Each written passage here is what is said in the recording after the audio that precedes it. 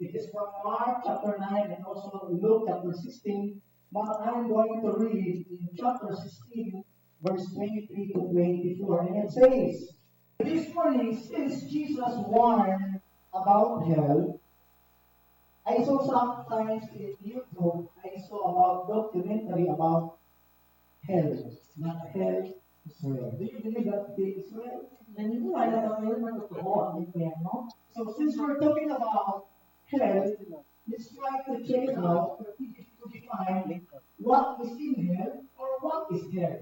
Ating tingnan kung ano ibig sabihin ng impyerno. So I'm going to give you the terms, the translations, and meanings of what is hell, and also let's check it out about heaven later. So what is hell? Ano ang impyerno? Number one, hell is the destined place of the unsaved person. Ito ay ang lugar na nakatalaga para sa taong hindi naligtas. And who are the unsaved person? Sino ang mga taong hindi The naligtas? unsaved person are those unconverted, Ang hindi nagbago, unrepentant, hindi nagsisi, and unbelieving people. at hindi magtiwala. Sila yung mga tao na pinangaralan na they were told about Jesus, they heard about Jesus, they listened about Jesus, but they couldn't accept Jesus. Sila yung mga tao na ayaw sa Lord. So yung mga taong yun, sila yun ay mapupunta sa impyerno. Sabi mo sa sarili mo, thanks for your life. Say to your neighbor, thanks for your life.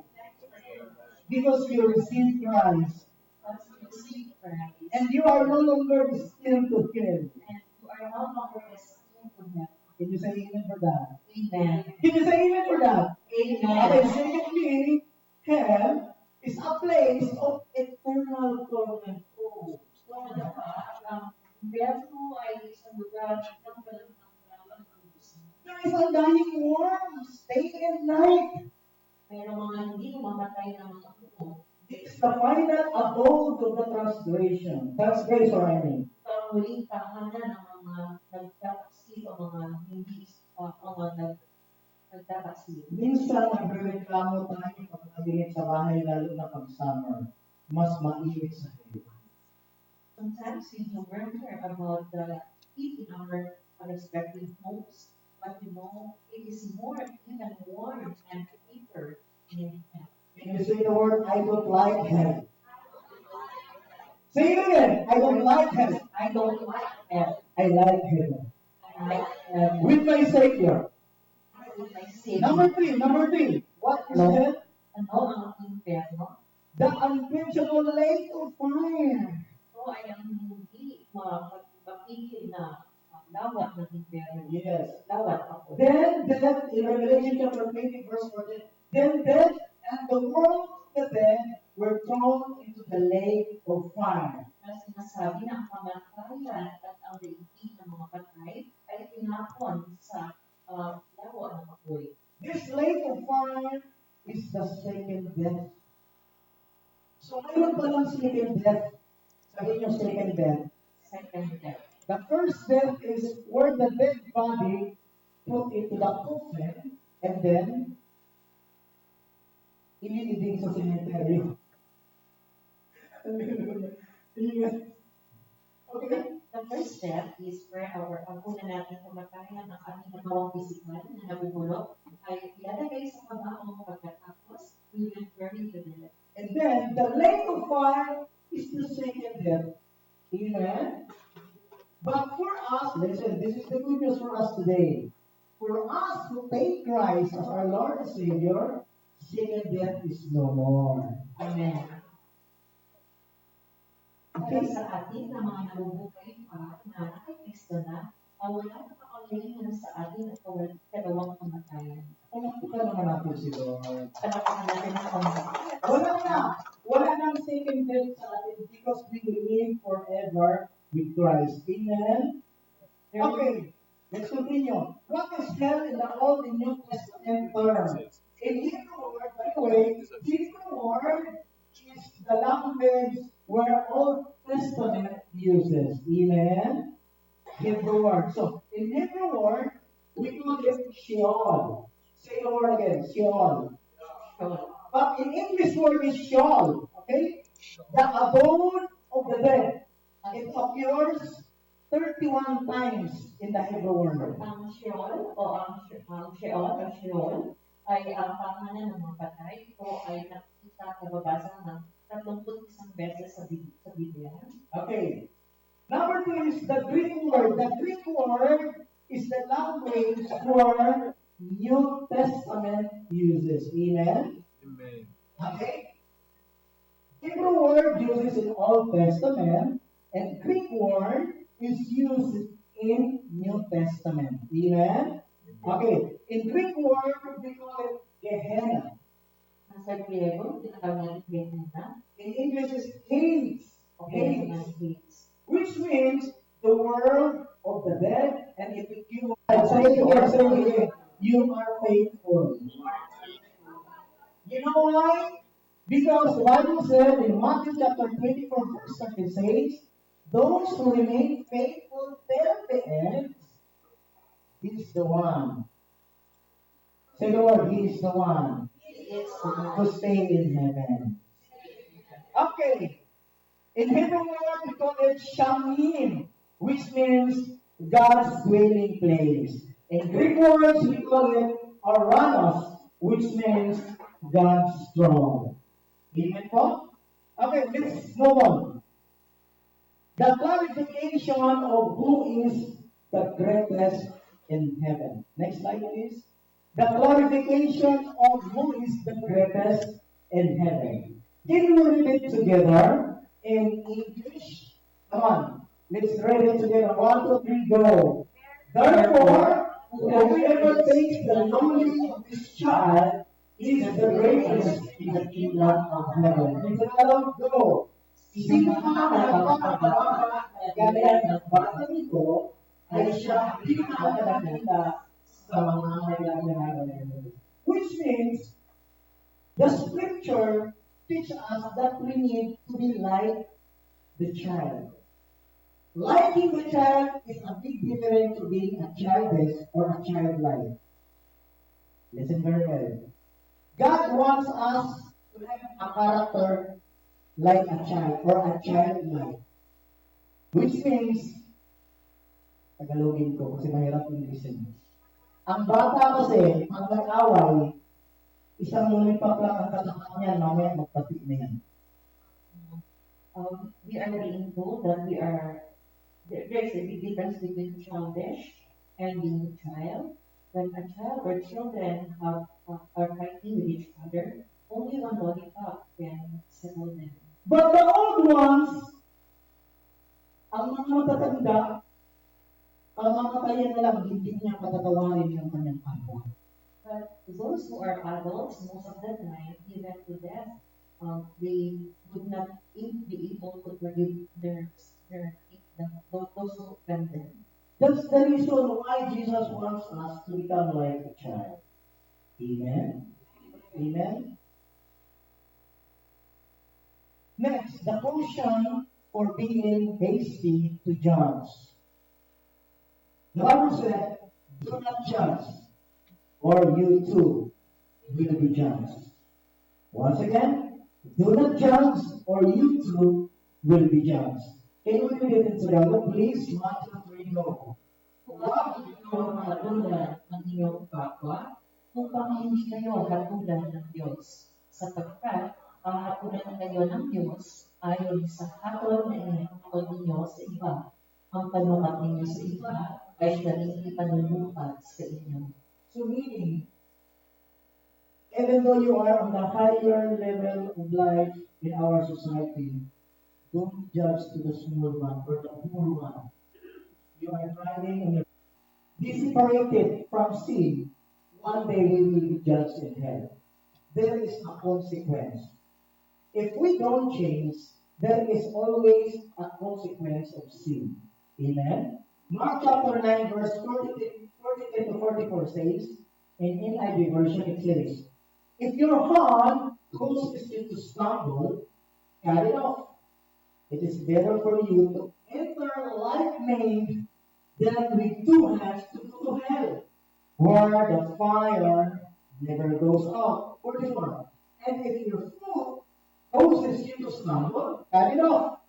It is better for you to enter to life crippled than to have 2 feet and be thrown into hell. Mabuti pa sa isang tao ang siya ng Marcos chapter 9, verse 43. Sabi nito, kung ang kamay mo ang magiging santi ng iyong pagkakasala, putulin mo ito. Mas mabuti pa magkaroon ng buhay ng putol ng isang kamay kaysa may dalawang kamay na mapunta ka sa impyerno sa apoy na hindi namamatay. 44 tuloy ito. 44, sabi dito, kung ang paa mo ang magiging sanhi ng iyong pagkakasala, putulin mo ito. Mabuti pa magkaroon ng buhay na puto ng isang paa kaysa may dalawang paa na mapunta ka sa impyerno. At kung ang isang mata mo ay nagiging sanhi ng iyong pagkakasala, putulin mo ito. Mabuti pang pumasok ka sa kaharian ng Diyos. Ang kulang ng isang mata kaysa may dalawang mata, itapon ka sa impyerno. Doon hindi namamatay ang mga puot at ang buyo. So, if we aware about the meaning of sin mark, Christ Jesus is very strict that we need to be careful enough. He uses an example, a hand or a foot. If our hands and our feet causes us a sin, okay, for us to stumble, then it's better for us na walang kamay. Mas mainam na walang kamay na marumi, walang kamay na paa, kaysa naman na impyerno ka. Napansin niyo po yun? Sobrang napakaganda ng explanation ni Marcos na kung ang kamay mo ang dahilan, para tulad yan, magnakaw ako. If I steal, nagiging marumi ko na maging dahilan pa sa aking kaluluwa para may tapos sa impyerno. My hand would cause me to be defiled. So sabi ng Lord, putulin mo yung marumi mong kamay. Di bali mo lang ang kamay, makapasok ka naman sa langit. Cut off your defiled hand so that you will be able to enter heaven. Another example, marumi ang labi. Mura ng mura dito, mura doon, sumpa dito, sumpa doon. Ang ganito yung labi mo kaysa naman. Dahil sa marumi mong labi, itatapon ka naman sa yung di bali walang labi, makapasok lang sa langit. And if your mouth causes you to sin, therefore cut off your mouth, and because your mouth cursing people and causing people to be destroyed, so you cut off your mouth and go to heaven. Yes, a big clap of rain for God. So, check if you remember again, you need to be careful enough. Kailangan mong mag-ingat. Sige po, sabi mo, mag-ingat ka araw-araw. Mag-ingat ka araw-araw. So, the verses that we discussed already is all the consequences. So, for us to prevent, okay, to prevent the consequences, to be thrown to hell, we need to be careful enough. Para maiwasan natin na matanggap natin yung mga negative para itapon sa impyerno, kailangan natin mag-ingat. Amen? And now, let's jump to the final warning of Christ. Christ's warning for the wicked, like false prophet, teachers, and many more. We are going to end up this discussion, but we need to enumerate the following warnings. There are following warnings, and those warnings, first warnings, in Mark chapter 7, verse 21 to 23. I used to enumerate it because it's too long. No? If you read it in 21 to 23. So, I enumerated it already. So, Christ warning about wicked ways. Those words that we are going to read in the monitor, that are those wicked ways or wicked practices. Sa Tagalog, mga gawaing masama para maitapon ang tao sa impyerno. Because our topic for today is Jesus warns the reality of hell. Sino ba may gusto sa impyerno? Di ba wala? Di ba wala? So yung mga huli natin tatalakayin, bantayan natin, baka may bantayan yan. Those that we are going to enumerate from there, let us be watchful as we might be having this kind of wicked ways. Okay, let's read it together. Yung first part doon, yung namin, other freedom, either thoughts, Evil thoughts, sexual immorality, sexual morality, theft, nanakaw, murder, pagpatay, adultery, pakikiapit, coveting. pagiging mo, Another slide, wickedness, kasamaan, deceit, pandaraya, sensuality, maibigin sa sanlibutan, envy, kainitan, pride, pagmamalaki, slander, maninirang tubig, foolishness. namamagal. Those enumerated written in the monitor, that are the following wicked ways that can, na pwedeng magdala sa tao sa impyerno. These things can bring people to hell.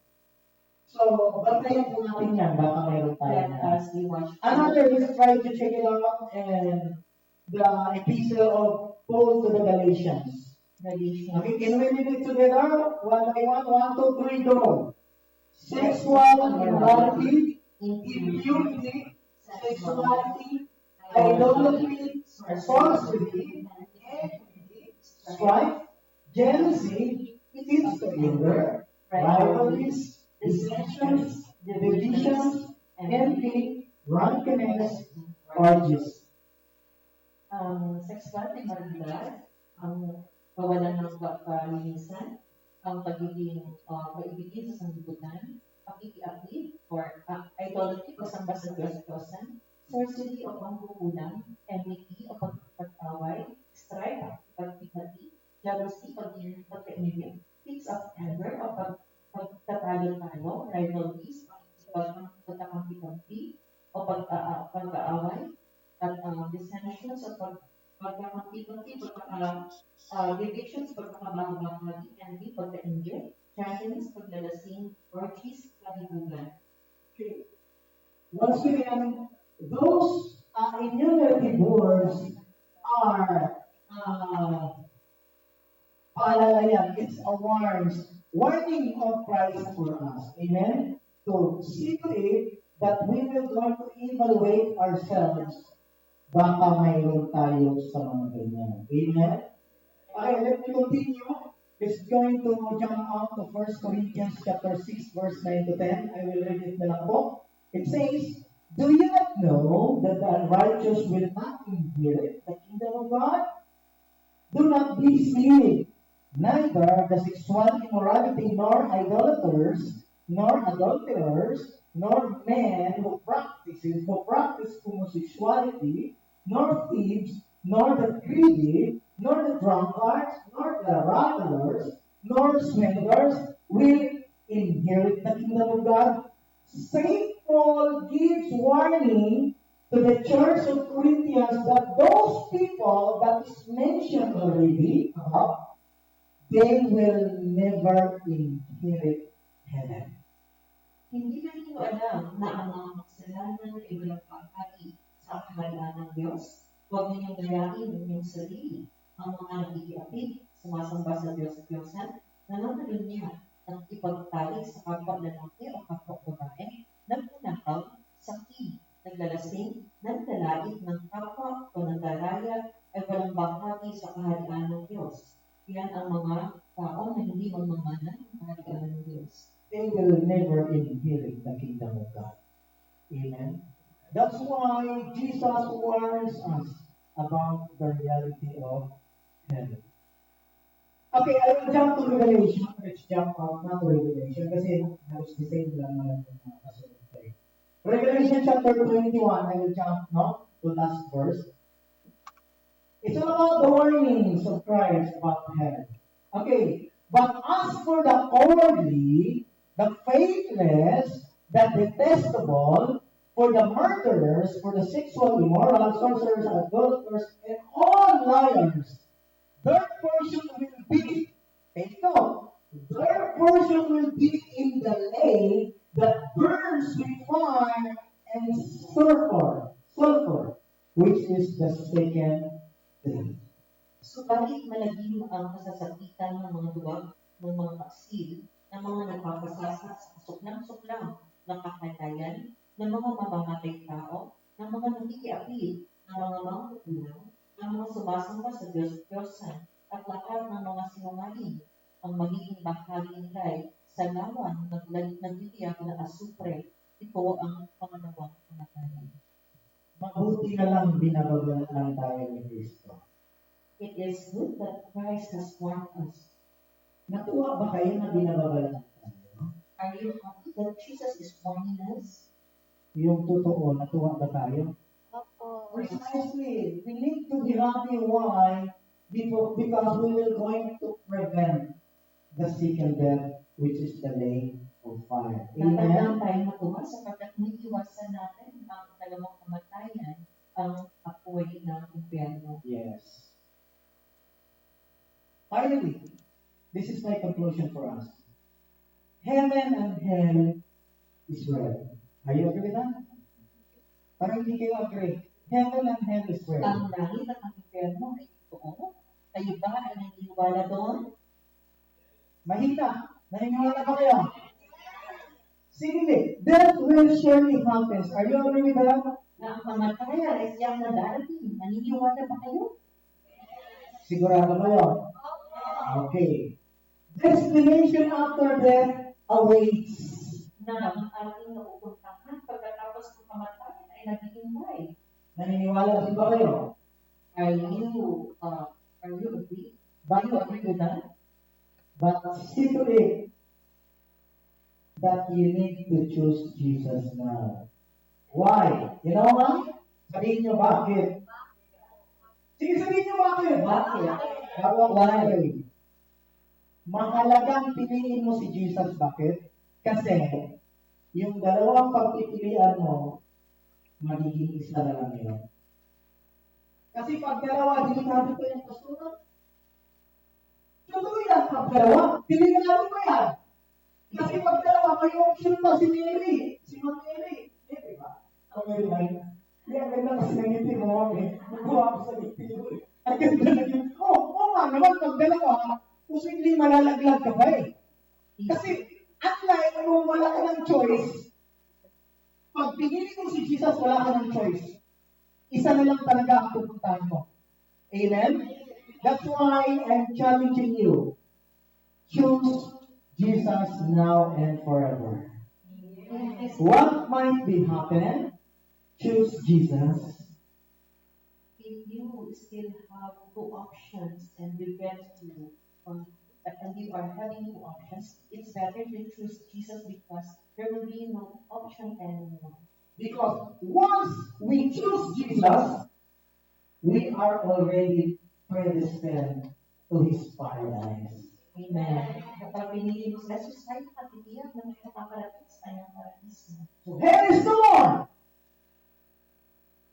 Amen. Parang nagduda pa kayo, hell is no more. Wala na. Impyerno. Wala na. Why? Because we choose Jesus. Sapagkat pinili mo si Jesus. Amen? Amen. Bow down your heads and pray. Tayo ang po at tayo panalangin.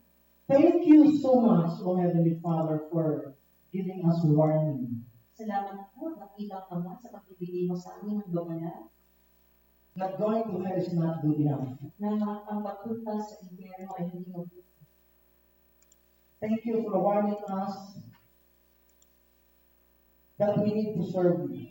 Salamat po na pinaalalahan mo kami na dapat ka namin paglingkuran. That we need to choose you now and forever. Sabi na namin ikaw na piliin ngayon at magpakailangan. Father, to you I put my trust Ama, sa ito ay inilala ko ang aking pagbibilang that each and every one of us, na sa bawat isa sa amin, you will going to take care of us. nagtitinanong pa kami ay iyong dadalhin sa aming dadaan. Until the very end of our life, Lord, Hanggang sa uling sandali ng aming hiningan, we are for you. kami ay para sa iyo. We will going to live with you. kami ay mamumuhay para sa In iyo. Jesus' name we pray. Sa pangalan ng Jesus kami dalangin. Amen. Amen. Amen. Amen. Okay, before I will read the passage, short review. Short review, okay lang ba?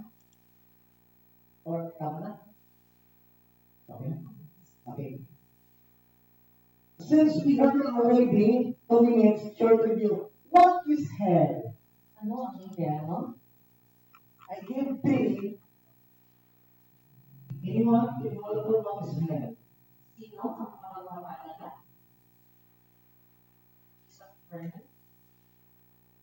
Place of burden. Yes, amen. Salamat natin si Pastora. Hell is a place of torment. There's another 2 remaining. It's a place of torment? It's a destiny of the unseen. Yes. Puro si Pastora. Okay. It's a place of the unsaved. Sino yung mga unsaved? Yung mga hindi tumanggap kay Jesus. Yung hindi pinili si Lord. Amen? Another one. Yes, Ma'am Mary.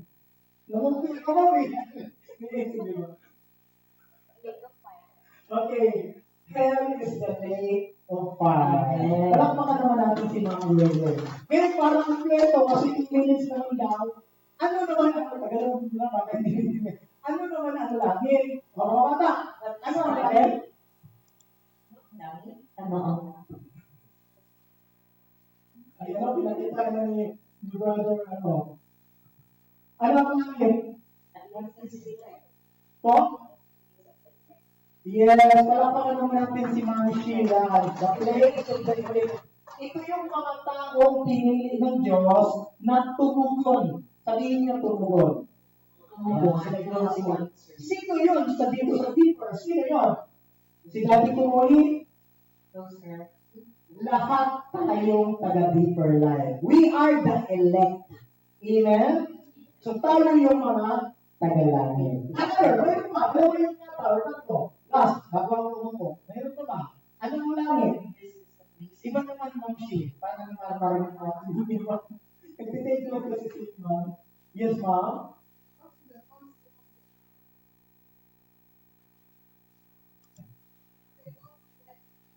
it is second death. It is That is where. That is it. About heaven, ma'am. Heaven. Yes, heaven. Heaven. Yeah. Tama yung hell is the second death. Tama mo yun. Yes, you are right. Tama, yes. Palakpakan natin ang Lord. Palakpakan natin ang Lord. Another, about heaven. Yes, what is heaven? Ano ang langit? Yes, sir. A place for the believers. Lugar para sa mga mananampalataya. And who are those believers? Sino ang mananampalataya? Sino yung mga mananampalataya? Tayo. So dahil tayo yun, makakasama natin ang Lord. Palakpakan po natin ang Lord. Thank you so much and God bless you.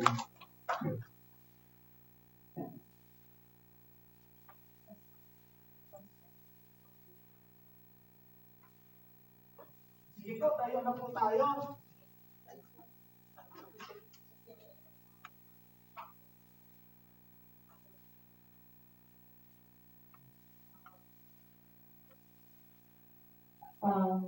Sige po, maupo po muna kayo. Meron pa kayong tanong? Do you have any questions with regards to the topic that each of our brothers discussed to us? Meron pa kayong tanong sa mga tungkol sa basa na binabasa atin ng ating kapatid? There is no.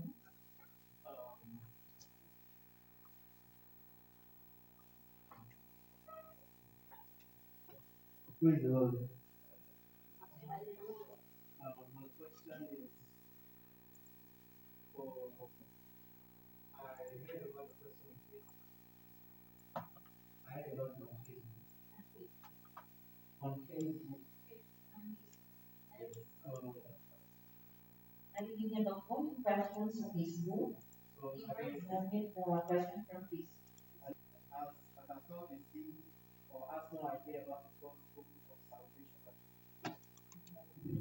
Unang tanong, bakit ang isang mamagmahal na Diyos ay naghahabol siya para sa ng kamatayan para sa impyerno sa mga tao. Ang ikalawang tanong ay bakit ang sa mapagmahal ng Diyos ay hinahakulan niya ang tao papunta sa impyerno bagaman hindi pa nila narinig ang salita ng Diyos o hindi pa nila nakilala si Jesus. Okay, thank you for that question. We know that the very nature of God is love, because God is love. But we need to know also that God is not just only a God of love, but He is also a God of anger and a God of justice. He gives free will to everyone. And that free will, we need to use that free will if we choose God, for us to prevent eternal condemnation. So the Lord judges those who is unbelieving. Take note of this, huh? The love of God, please welcome everyone. Because He loves everyone. He loves all people. But what about those people who don't accept God? Do you think the love of God will be still with them? Of course not. Yes, the love of Jesus is for all. But paano kung ang mga tao yun ayaw tanggapin ang pag-ibig ng Diyos at ang Diyos mismo? Kaya diyan papasok ngayon that God also is a God. He will going to judge those people who couldn't receive Christ. In John chapter 3, verse 17 and 18, it says, "For God sent not His Son into the world to condemn the world, but the world through Him might be saved. He that believes in Him is not condemned." Are you hearing that? Did you hear that? Ang sino mang naniniwala daw sa Kanya ay hindi siya ma-judge o hindi siya makukondem, hindi siya mapapahamak. Tuloy ito, ha? Tuloy ito. But he that believeth not is condemned already. So, the love of God will become nothing if that person couldn't believe Him. So, it's the decision for that person to be not condemned or to be condemned. To be not judged or to be judged. In other words, kahit sabihin natin punong-puno ako ng pag-ibig ng Mary Ann, kung ayaw mo naman sa akin, wala akong magagawa. Are you agree with me? Because God gives us a free will. Alam mo ba na nagbigay ng free will ng Lord? At ang free will na yun, nasa iyo yun kung gagamitin mo sa tama o hindi. Yung maraming tao ngayon, mas pinili talaga nila ang mali. Kaya ang sabi ng Bible, mas maraming pumasok sa daang malawak, mas maraming dumadaan doon. Ano yung daang malawak na yun? Daan po yun ng kapahamakan. 8 billion people sa buong mundo. 3 billion lang po ang believer. 8 billion people ang buong populasyon sa buong mundo. Pero 3 billion lang ang believer. So may magagawa pa ba doon ang love of God? Kaya nga tayo, para makakilala sila, para hindi sila makundin, we need to advance the Word of God. We need to preach the Word of God. We need to speak out there about the love of God, that people love them so much. So it's up to them if they accept the love of God, the Word of God. So that if they accept it, then they will not be judged. Ulitin ko, verse 18. Just look at the answer, Brother Sam. He that believes on Him is not condemned. He that believes, ang naniwala sa Kanya ay hindi na mapahamak. Tapos sabi dito, but he that believes not is on them already. Yung naniwala sa Kanya, sa pag-ibig niya, sa salita niya, hindi yun parusahan. Pero paano yung hindi naniniwala sa Kanya? Sila ay parusahan. Amen? Gusto na baka doon sa pagdagdag doon sa another answer of the question, Brother Sam. Okay. I think okay, we will just continue. Number one, those who are in Christ, there is no more condemnation, di ba? Those people, at sino man na kay Kristo na, wala na siya sa ilalim ng paghatol. It is found in Romans chapter 8. Says here, there is no condemnation now for those who live in union with Christ. So therefore, kapag tayo nakapag-isa na kay Kristo, di ba sabi ko na, sabi ni Brother Sam, kung ang Diyos natin ay mapagmahal, if our God is a loving God, why does He need to condemn people to hell? Because He already sent us His Son. No? And we have the free will. We have the free will to choose. Like halimbawa, my mother told me, remember the story of Gabo. It is an insect. No? There was a story in the Philippines. It's just a myth. No? Ito ay isang kwento. And then, the mother moth told that the little insect, don't go near to that lamp because the lamp is burning. Diba? Yung kwento, huwag kang lumapit, sabi niya doon sa anak niya na insekto, huwag kang lumapit doon sa apoy. Kasi baka mapasok ka. But because the little insect was really enjoying the lamp, and then he did not notice that the insect did not notice that he was already close to that fire, and then he burned. So number one, because of the disobedience of people, and we have the free will. Nasa sa'yo kung susundin mo yung kalooban ng Diyos, if it is up to you if you will obey the word of the Lord for you not to be condemned to hell. Just like what brother told us, and of course, sabi na nun, ay ang pananampalataya na walang gawa is dead. Our faith without action, it is dead. Diba? So we need to, although we are known by grace of the Lord, kahit na tayo ay nasa ilalim ng biyaya ng Panginoon, but still, grace, meaning you receive the grace, but still, you have to work for the salvation because faith without work is dead. So you have to work out your own salvation with fear and trembling. Diba? Sabi, iyong gawin ang iyong pananampalataya na mayroong pagpaninig. Sabi nga, you have to work on your own salvation, work out your own salvation. It is found in Philippians chapter 2, verse 13. Work out your own salvation. We need to work out, well, first already by this aspect, for our team, we have to do something about our salvation. It is not, you just receive the salvation, tinanggap mo na yung salvation freely, but and then you leave the things now. You have to work out your salvation. Kailangan mo gumawa. Meaning, tinanggap mo sa Jesus, because through salvation, there is when you found or when you receive it through salvation, there is a change of heart.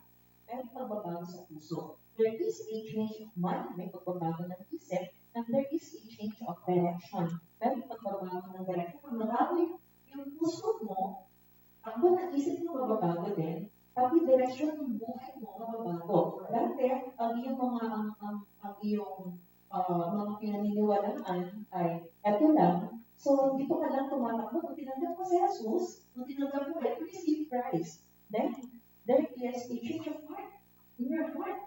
And then, because you change your heart, you change your mind, and then your direction also, before your direction also change. Before your direction during Sundays, you want to go to malls. That is your direction because that is where your mind sets.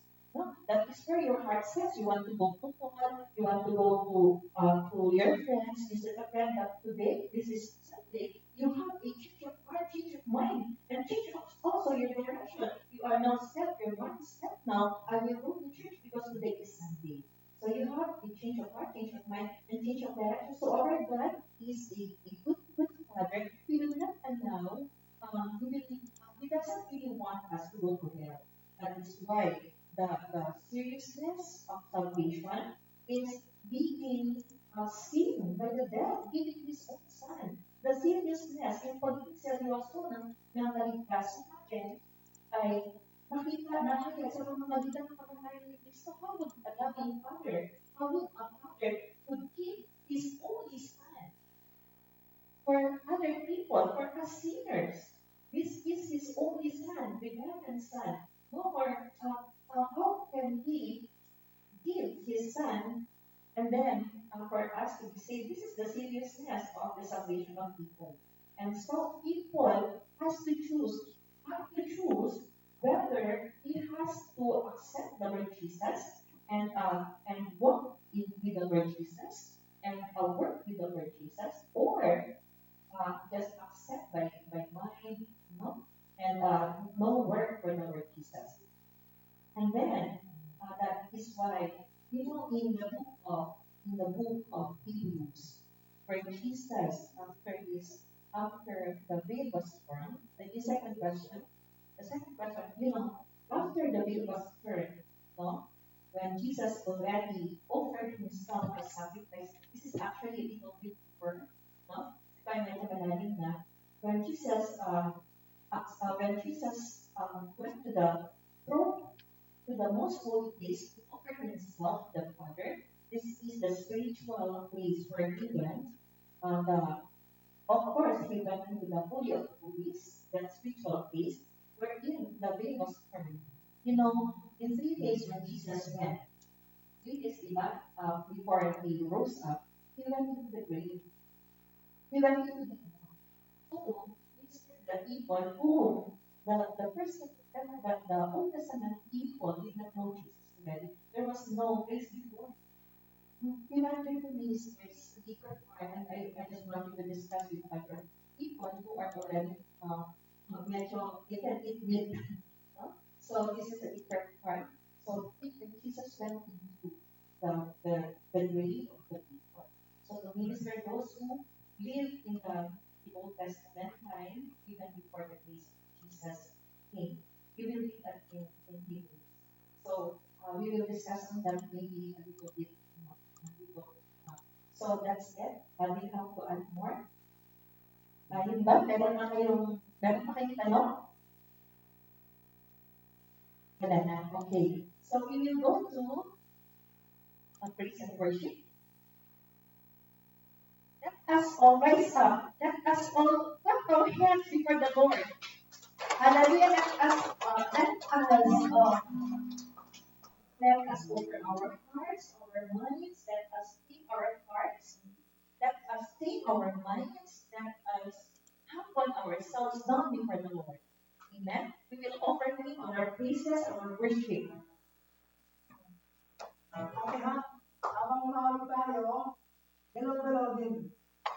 Galaw-galaw din. Amen? Okay, tapos sabay-sabay natin palakpak natin mga kamay kasi ang Diyos po natutuwa pag pinapalakpakan po natin siya. Parang tayo na yun eh. Pag pinalakpakan tayo, di ba natutuwa tayo? Okay ha? So, our song this morning, we're going to praise the Lord within this day. Amen? This is the day that the Lord has made. Come on, sing with me.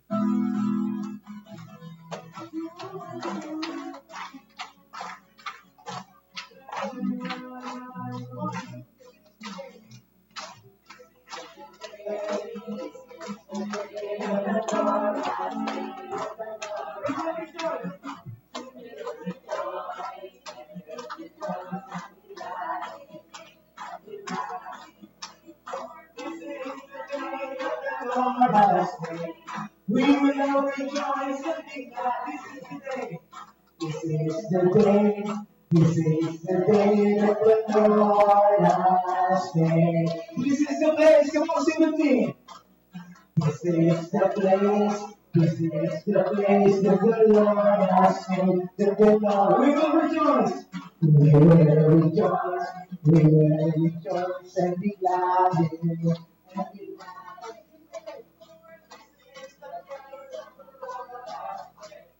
We will rejoice and be glad in it. This is the place. This is the place of the Lord. This is the time. Come on, let's sing together. This is the time, this is the time that the Lord has made, that the Lord has made. We will rejoice, we will rejoice and be glad in you. And be glad. For this is the time, for this is the time that the Lord has made. We will rejoice and be glad in it. This is the time. This is the time that the Lord has made. It's a great thing to praise the Lord. It's a great thing to praise the Lord. It's a great thing to praise the Lord. It's a great thing to praise the Lord. Walking in the light of God. Once again. It's a great thing to praise the Lord. It's a great thing to praise the Lord. It's a great thing to praise the Lord. Walking in the light of God. Walk, walk, walk, walk, walk in the light. Walk, walk, walk, walk in the light. Walking in the light. Once again, walk in the light. Walk, walk, walk in the light. Walk, walk, walk, walk in the light. Walk, walk, walk, walk in the light. Walking in the light. It's a great thing. It's a Lord. I'm walking in. God fill my world. God fill my world.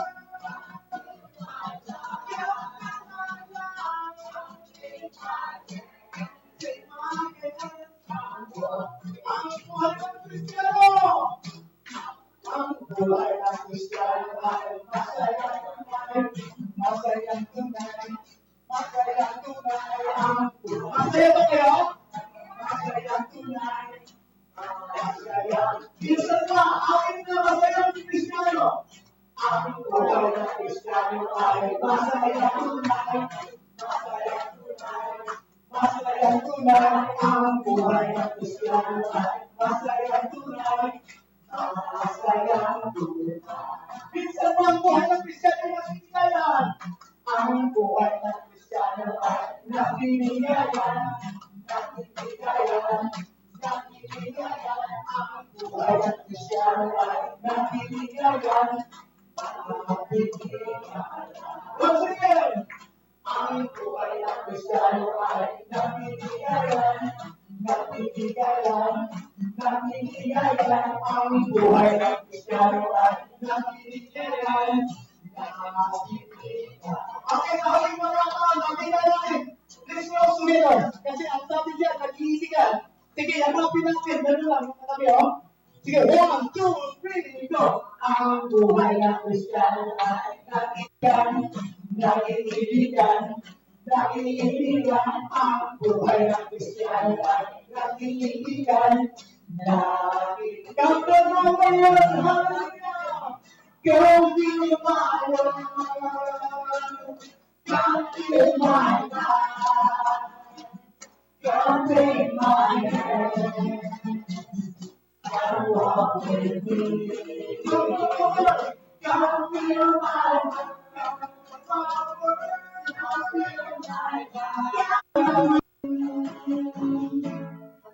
Father, this is our desire to your mighty name. And as we gather together here in this church, Lord God, let your name be highly glorified. Let your name be highly honored as we sing a worship song for your glory, Lord. Hallelujah.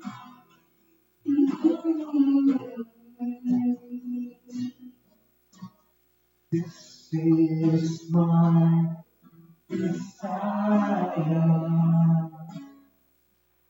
to honor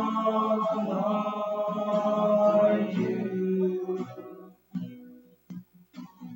Lord, my heart worship you.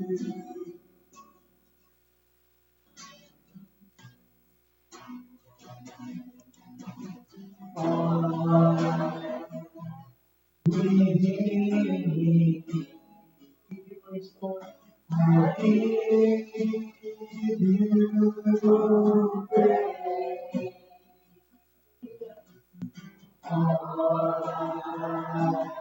adore is in you. So nagkakaroon isang tinig with one voice to sing together, Lord, I give you my heart. Come on, sing it out. Lord, I give you my heart. I give you my soul. Amen. Amen. I live for you, Lord.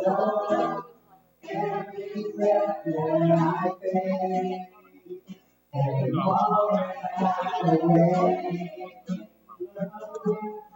Lord, have your way in me.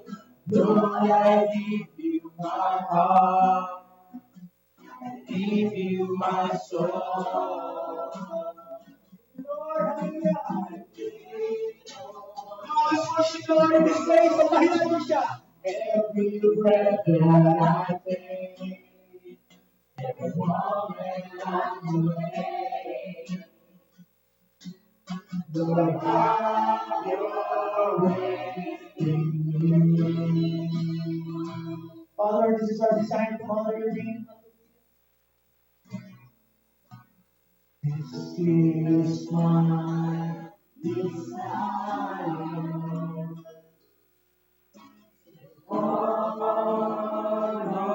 Honor you.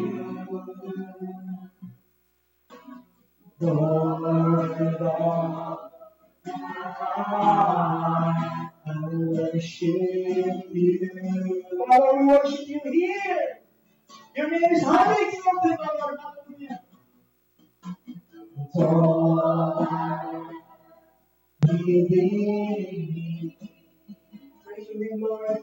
I give you praise. And all that I adore is in you.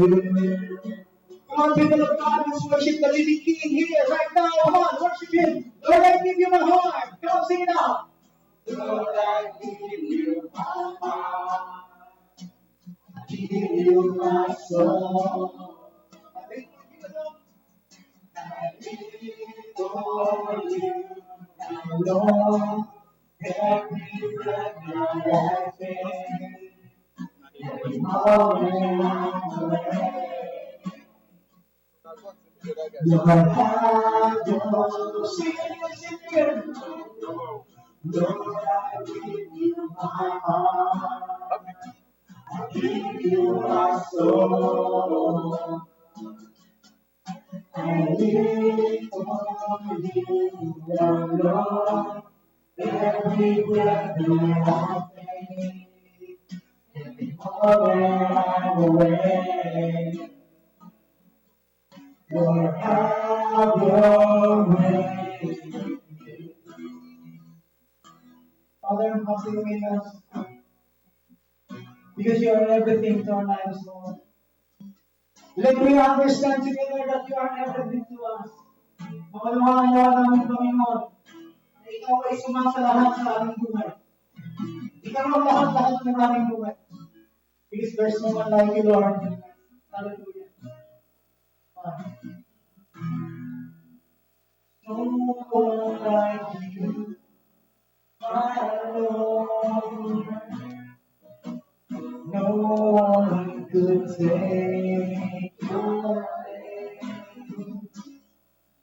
My heart beats to worship you. I think just to see your face. There's no one like you. Yes, Lord, there's nothing like you, Jesus. No one can take your place. There's no one like you, my Lord. No one like you. Awitin mo namin ang sabay-sabay ng mga Panginoon. You are my God. You're everything to me.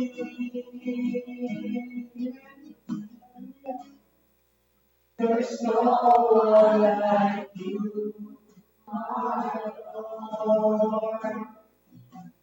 No one like you. You are my God. You are my God. You're everything to me. Hallelujah. There's no one like you, my Lord. No one like you. Come on, say that, Lord. You're my God. You're everything to me. You are my God. Hallelujah. You're everything to me. One beloved. Let's worship the living God is here this day. There's no one like you. He's listening to our song. He's listening to us. He's listening to our worship this morning. Nakikinig siya sa ating pagsamba. Oh, you are my God.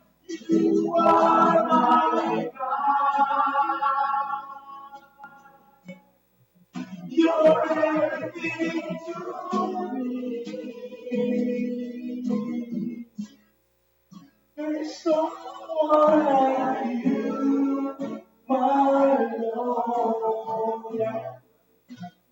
No one like you. Make it a love song for God. Make it a love song for God. You are my God.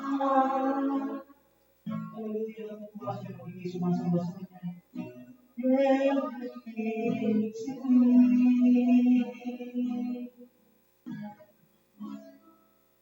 There's no one like you, my Lord. No one like you. Sing it from your heart. You are my God. You're everything to me. Hallelujah. There's no one like you, my Lord. No one like you. Lord, I give you my all. I give you my soul. I live for you. Oh, every breath that I take, every moment I'm awake, Lord, have your way. Lord, have your way in me. Hallelujah. Lord, have your way. Make it a prayer. Come on, make it a prayer from your heart. Sabihin natin, say the word. Have your way in me. Lord, have your way in me. Tawagin ka na wala ng God. Come on, lakas na Allah. Malakas, malakas! Hallelujah! Praise the Lord! Praise the Lord! Shout again, praise the Lord! God bless you, God bless you.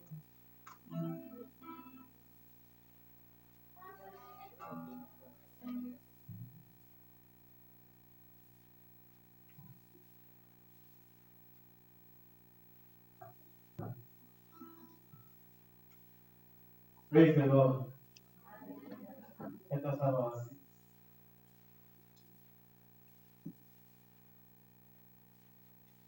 Amen. Are we all going to be in the house of the Lord? Hallelujah. Nagaganap na sa tahanan tayo ng Diyos. Shout three powerful hallelujah. Sinigaw ng tatlong malakas na hallelujah! Hallelujah! Hallelujah! Hallelujah! Amen. Amen.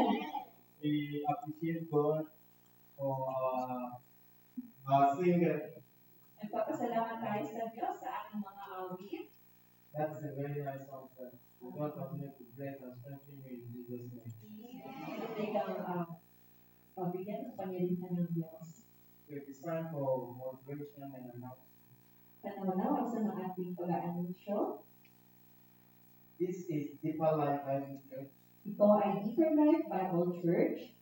and we thank God because God is helping our pastor and helping the church to expand and to grow further into the Philippines. At nagpapasalamat tayo sa Diyos sapagkat patuloy na tinutulungan ng Diyos ang ating mga pastor at upang patuloy na lumaganap ang gawain ng Diyos sa Pilipinas. So we have other branches also in different places. Meron na po tayo mga sangay at ibang iglesia sa iba't ibang lugar. So all together, our weekly services is on Friday and on Sunday. Ang ating pong lingguhang gawain ay meron po tayo sa Biyernes at meron din po tayo sa araw ng linggo. On Friday, the Bible study in which we expect you to come and ask questions and learn more about the Bible. At tuwing Biyernes ay ang ating pag-aaral ng Biblia kung saan inaasahan natin ang bawat isa na dapat dadating at upang tayo ay mag-aral at pwede rin tayo makapagtanong. So all the questions you have on Sunday that you cannot ask, Bible study you can ask. At may mga tanong na hindi natin maitanong sa tuwing araw ng linggo at tuwing araw ng Biyernes ay pwede natin pong itanong. And our Bible study starts from 7 p.m. every Friday till 8:30. At ang ating pag-aaral po mula alas 7 ng gabi hanggang alas 8:30 ng gabi po. And on Sunday, it is our normal Sunday service starts from 9 a.m. till 11:30 a.m. At ang tuwing linggo naman, nagsisimula ang ating gawain ng alas 9 ng umaga hanggang alas 11:30 ng umaga. So we should continue to invite our friends, our husband, our wife, our kids, our neighbors, and people who are going to help us in Jesus' name. At patuloy natin anayahan, akayin ang ating mga mahal sa buhay, ang ating asawa, ang ating mga anak, ang ating mga kaibigan. At habang ginagawa mo yan, patuloy kayong pagkalain ng Panginoon Jesus. Amen. Amen. So we're going to give you some reminders to Pastor said you should always bring a notebook and a board pen so we can jot down some stuff. When we get back home, we can study. At pinapaalala po sa ating pastor na lagi tayo magdala ng ating mga ballpen at mga notebook para tayo ay masusulat para meron tayong babalikan pag tayo nakauwi na sa bahay. So the notebook and the ball pen is not just for school. At ang mga ballpen at ang mga notebook ay hindi para lamang sa eskwelahan, kundi pati rin sa iglesia ng Diyos, sa tahanan ng Diyos. Amen. Amen. And we also remind you and your kids that the disposal of the trash, please try not to put it at the back of the shed. If you have any plastic or you have any tissue, you can go outside the church towards the CR and then dispose it in the trash can. At pinapaalalahanan din natin ang bawat isa, maging mga bata, ang kung meron kayong mga basura, mga tissue o mga baso, ay maaari lang sabihin ninyo at mamaya may meron po tayong basurahan sa labas na malapit sa kay CR, tapos pa natin doon. Amen. Amen. And also, Pastor would like to tell us that we should be mindful of the door, the gate outside.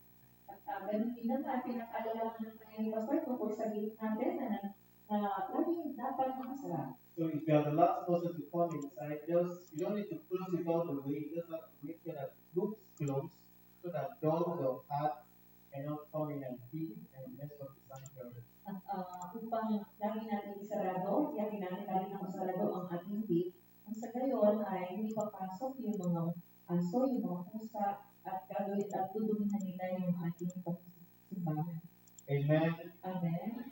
And then also, we would like to inform you that every Tuesday we have leadership training. So if you want to continue to grow in faith, you want to have more idea about the Bible, and then more knowledge about what God is really is, and how you can offer your services to Him, we are encouraged to come every Tuesday and join us. At meron din po kami pag-aaral ng tinatawag natin na iglesia. Pag-aaral ng leadership training tuwing araw ng Martes, alas 10 hanggang alas 3 ng hapon, kung saan tayo ay nadago at tayo ay patuloy na pagdudulong sa karunungan na tungkol sa kaharian ng Diyos. The leadership training will help you uncover those hidden talents you have within you that you have to go through. At ang pag-aaral na to ay maaaring rin madiskubre kung ano yung mga nakatago pa ng mga talento. So God will use that to teach you on how to offer your talents to serve. At kung saan tuturuan kayo ng Diyos na kung paano ninyo gagamitin ng mga talento niyo para sa ipagdikturan. So it's not just for pastor, it's not just for pastoral, it's not just for choir master or workers in churches, for almost everybody. Everybody, not for everybody. At hindi lamang po ang pag-aaral ngayon ay para sa mga pastora. Ito ay para sa lahat at bawat isa ay inahingan. So it takes place at 10 a.m. every Tuesday. So 10 till 2 p.m. Let us say 2 to 3 p.m. At ito po ay nagaganap tuwing alas 10 hanggang ng umaga hanggang alas 3 ng hapon. And don't worry, there is a break time in between, so we can take our notes during that 5 hours. At wag po kayo mag-alala, meron po tayong break time para tayo po ay makakain. Amen. Amen. So it is time for our time and hope. Oras na po ang ating pag-iupo at paghandog. Time for our tithe and offering. Ating pong pag-iupo at paghandog. The Bible said in Malachi chapter 3 verse 10, it said, bring ye all tithes into the storehouse, that there may be meat in my house, and prove me now daily, saith the Lord of hosts, if I will not open the windows of heaven, and pour you out with blessing, that there shall not be room enough for you to receive. Sinasabi ng Malachias chapter 3 verse 10, dalhin ninyo ng buong buo ang inyong mga ikasampung bahagi sa takmanan ng Diyos upang matugunan ang pangangailangan sa aking takmanan. Subukin ninyo ako sa bagay nito, kung hindi ubsan ang mga bintana ng langit at ibungo sa inyo ang masaganang pagpapala. So, because we honor God with what we are giving us, so we're giving God out of what we are giving us. God in furthermore said, I will remove the devourer from among you. At sinabi niya na dahil ang mga pagpapala na tinatanggap natin mula sa Diyos ay ating kinikilala na lahat ng ito ay mula sa Kanya, kaya naman iyatanggap natin ang ating mga kaloob para sa Kanya, pagbabalik kaloob sa Kanya, kung paano niya sasawayin ang mga mananakmal sa ating mga pagpapala. The devourer God is talking about the sicknesses, diseases, Ang mananakmal na tinutukoy sa atin ng Biblia ay ang mga sakit, mga karamdaman. So as long as we honor God, our substance is going to honor us with protection, provision, security, and guidance in Jesus' name. At habang naman pinag-aaralan natin ang ating Diyos sa ating mga kakayanan, sa ating mga pagpapalang tinanggap, kaya naman ay patuloy naman niya tayong pagpapalain ng kanyang mga pagpapala, ng kanyang proteksyon, ng kanyang patubay sa atin. Amen. Amen. So we should remember that tithe is 10% of our salary every month. Tandaan natin na ang ito po ay kasampung bahagi ng ating kinikita. So if you come with your tithe today, please take it up. At kung kayo ay dumating ngayon, nais ko na tayo ang inyong mga ikapo, itaas ninyo. And offering is what you're willing to give to us out of your own heart. Ang offering naman, pagkakasok na loob, ay kung saan pagkatapos ng ikapo ay ito ay kung halaga na hindi pagkakaloob sa Diyos. And to remind us, the reason why we raise up our hands is so that our ushers can see us. That is one of the reasons why we raise up our hands. Bakit natin pinataas ang ating mga kamay para makita po ng mga ushers natin? Amen. Amen. So let us close our eyes and raise up our hands if you have the option of that. At ay taas natin ang ating mga kapo at kaloob. Father, in the name of Jesus, Ama sa pangalan ni Jesus. our most high Lord, we thank you for what you have given us. Out of what you've given us, Lord, we give it back to you. I pray, Lord God Almighty, that you bless us abundantly in Jesus' name. Diyos, amin pong itinataas sa iyo ang kaloob ito na amin pong ihandog sa iyo. Muli po kami nagpapasalamat, amin ibinabalik sa iyo ang lahat at anumang aming nakayanan, dalangin po namin na pagpalain po ang lahat ng ito sa pangalan ng Panginoon Jesus. And we pray that the grace of God, when next we come to give, we give double of this amount in Jesus' name. Dalangin po namin na sa sunod na pagbabalik namin dito ay hindi at amin pong daladala ang dobling halaga ng aming mga kaloob ngayon. In Jesus' name, mighty name, we are Sa praying. pangalan ng mga pagdating Amen. Say amen. Amen.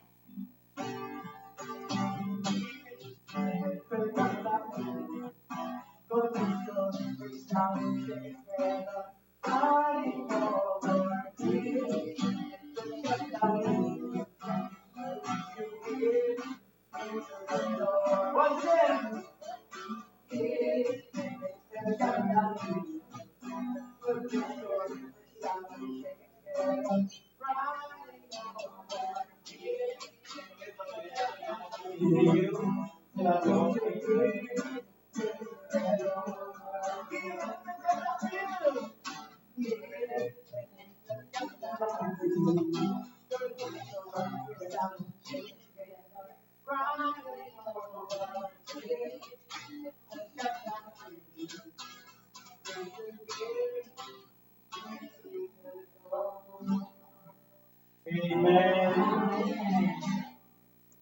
Thank you very much, sir. Let us try to. Ay, wait na yun.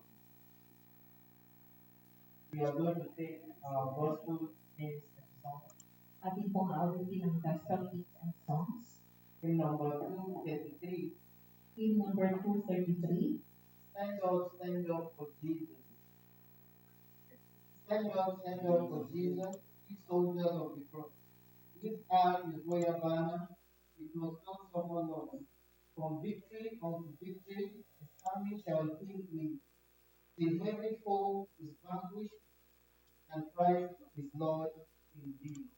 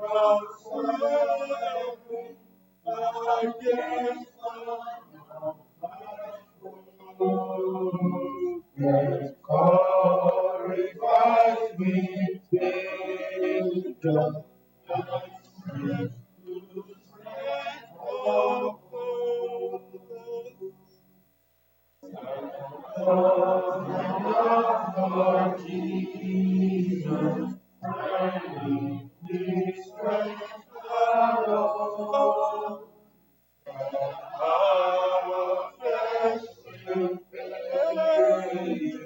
We never trust your own. Who's on the cross to humble, faithful, one to pray. Where beauty was ordained, we never wanting there. For Jesus, the strife will not be long. He stayed in the voice of the battle, the victor's song. To him that overcometh, a crown of life shall be.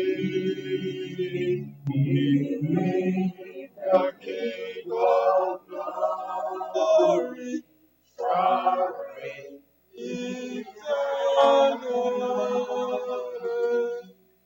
Amen. Amen. Ito sa mga. Please, magandang umaga po sa bawat isang piling. Kumusta po kayo? Maari ba na please God, at maari ba lingling-lingway na kayo? Can you check on your neighbor and tell your neighbor, how are you?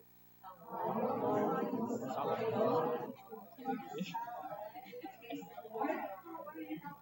Do you know the name of your neighbor? Kilala niyo ba ang pangalan ng neighbor niyo?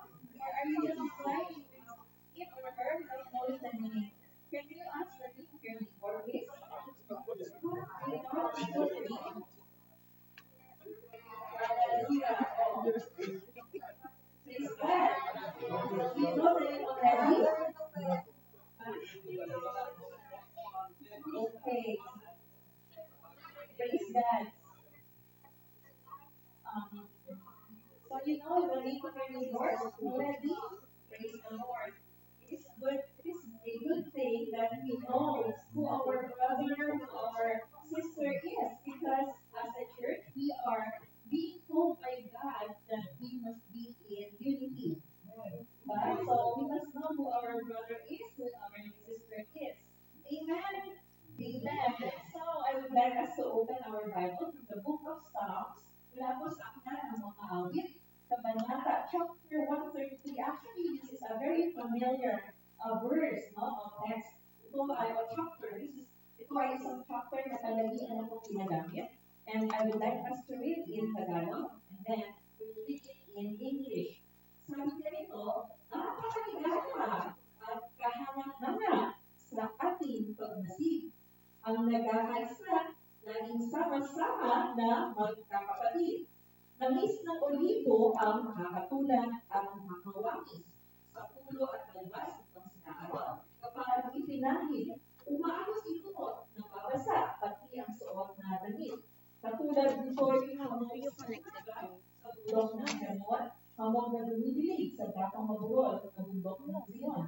Sa lugar na ito, nangako si Yahweh ang pangakong buhay na mananatili. Verse 1 to 3, English. How wonderful it is, how pleasant for God's people to live together in harmony. It is like the precious anointing oil running down from Aaron's head and beard, down to the color of his robes. Verse 3, it is like the dew on Mount Hermon, falling on the hills of Zion. That is where the Lord has promised his blessing. Life that never ends. Praise the Lord. Hallelujah. And let us pray. Father God, we thank you for the words that we just read. Bless your word, Father, as we partake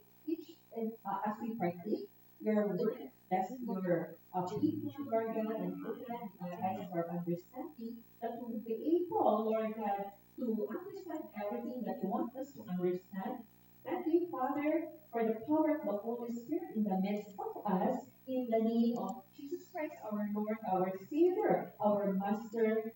Amen and amen. Amen.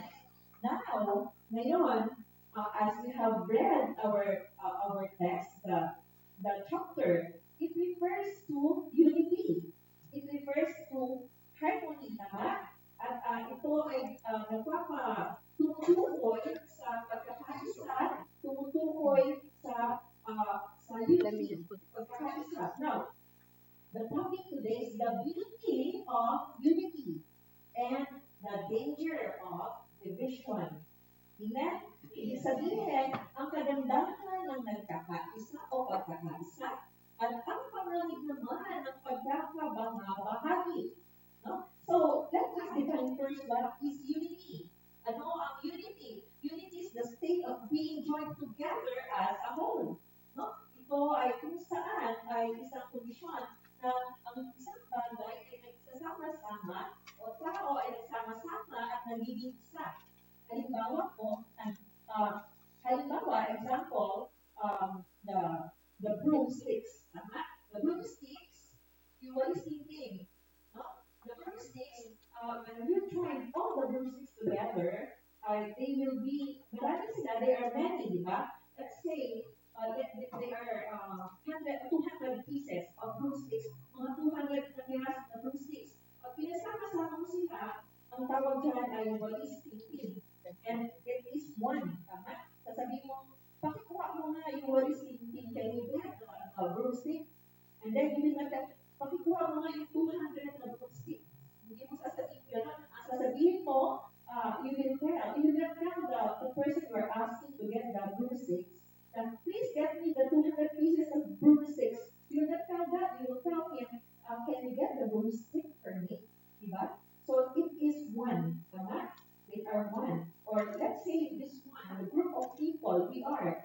We will not tell each other, I am different, everyone, I am different, I am different. We will all together say we are Deeper Life Bible Church because we are one corporately. Tama? Sama-sama. Now, also, unity is the coming together for a common purpose or goal. Ang pagkakaisa daw ay ang pagsama-sama natin para tayo magpagpuyod ng iisang layunin at isang pangarap, isang hangarin. O iisa yung ating pag-iisip tungkol sa isang bagay that is unity. It is the coming together for a common purpose or goal. So, we already defined the unity, the word unity. Now, let us also define the word division. Ano yung pagkakabahagi? Division is to separate from, ihiwalay. And also, in division in the church, meron pong division in the church, spiritual division, it is an affective conflict rooted in sinful attitudes. Meaning, ito ay isang nakaka-apekto ng mga kaguluhan na nag-uugat sa makamundong mga pag-uugali. Ito yung division, paghihiwalay, pagkakabaha-bahagi. This is the division. Now, when we say unity, it speaks relationship. Tama? Pag sinabing unity, ay tumutukoy sa isang relasyon. And also, when we say division, it also speaks with relationship.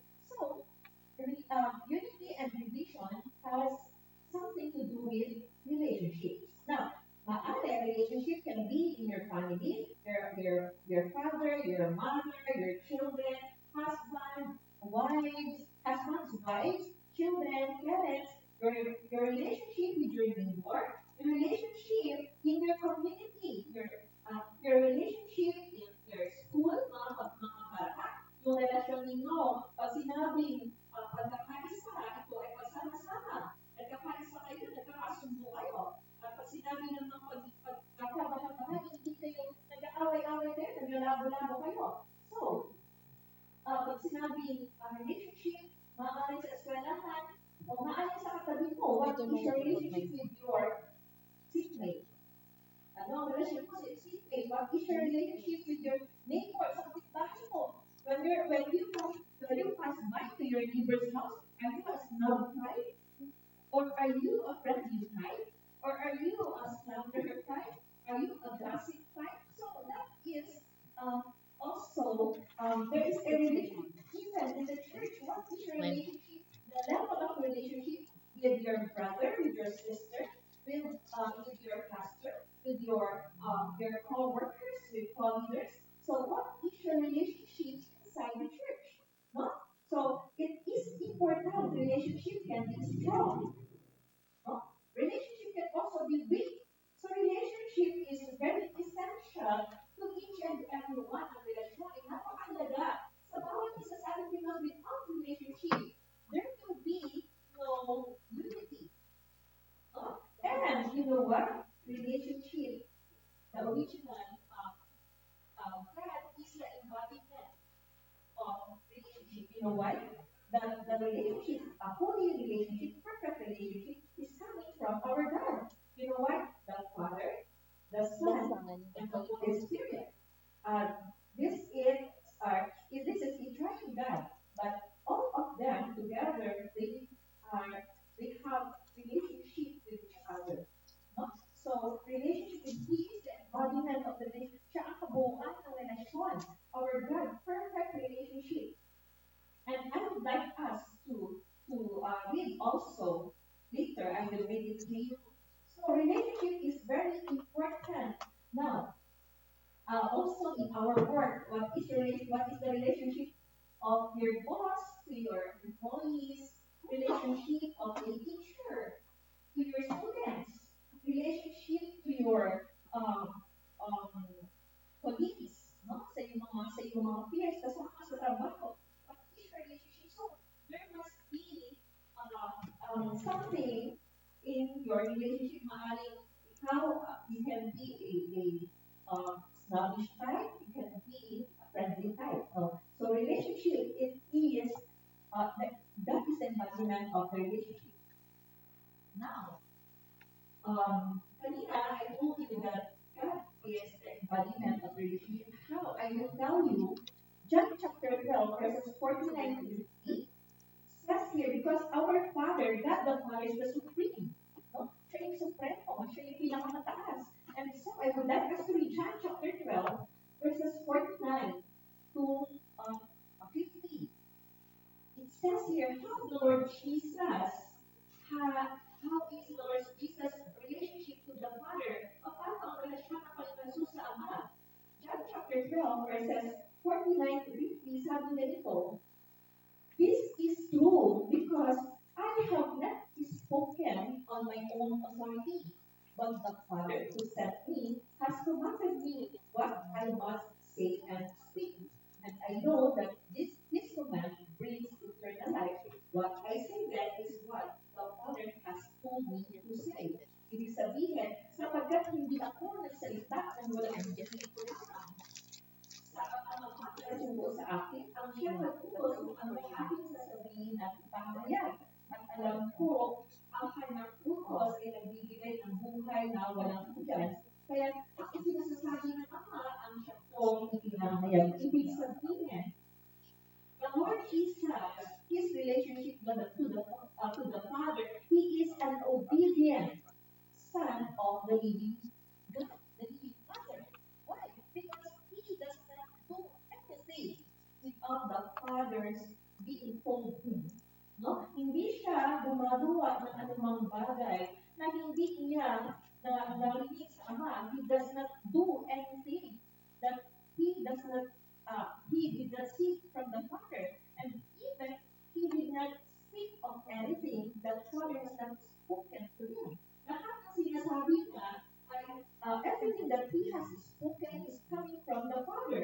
And everything that he is doing is also coming from the Father. So he doesn't do by his own. Because he told us, this is true because we have not spoken on my own authority. It is the authority of the Father that the Lord Jesus is doing, that the Lord Jesus is also speaking. So, meaning, the Lord submissive to the authority of the